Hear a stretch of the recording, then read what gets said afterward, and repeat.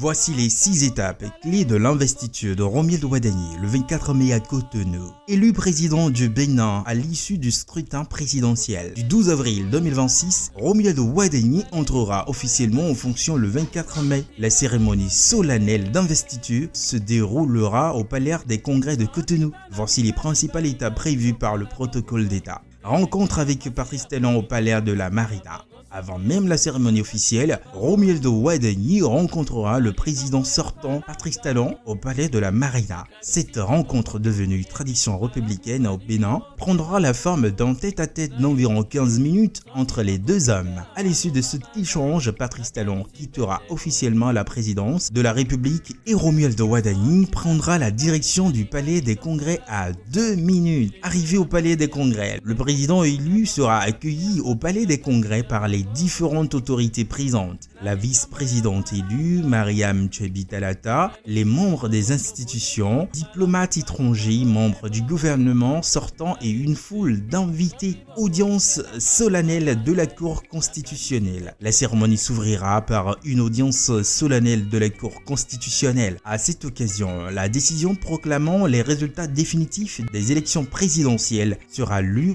publiquement, déclarant officiellement Romuald Wadani élu président de la République du Bénin. Prestation de serment. Le moment central de la cérémonie sera la prestation de serment du nouveau chef de l'État. Romuald Wadani prononcera le serment prévu par la Cour constitutionnelle béninoise. Devant Dieu, les membres des ancêtres, la nation et devant le peuple béninois, seul détenteur de la souveraineté, nous,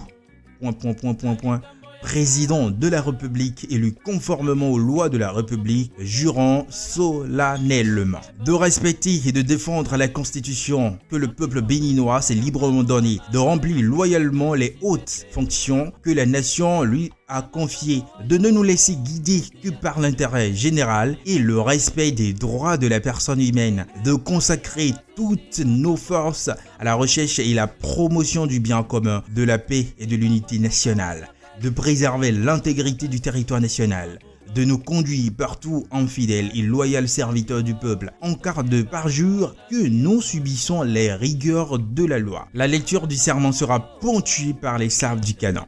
Réception du grand collier, remise du drapeau de commandement des armées. Après le serment, la grande chancelière des ordres nationaux du Bénin remettra au nouveau président le grand collier qui le consacre grand maître de l'ordre. La grande chancelière des ordres nationaux n'est personne d'autre que Mariam Tchebi Talata, élue vice-présidente aux côtés de Romuald Wadani. Contrairement au président, la vice-présidente ne prête pas serment. Le nouveau chef de l'État, en qualité de chef suprême des armées, remettra ensuite le drapeau de commandement au chef d'état-major général des forces des armées béninoises, l'envoyant ainsi dans ses fonctions. Le premier discours du nouveau président. La cérémonie s'achèvera par le premier discours officiel de Romuald Wadani en tant que président de la République.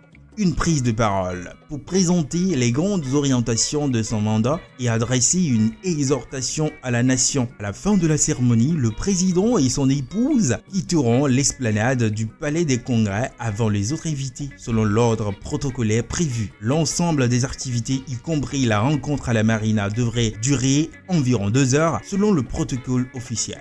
Au micro, je suis Thierry Apoka. Les infos retirées du site officiel de FCR TV. Merci et à bientôt.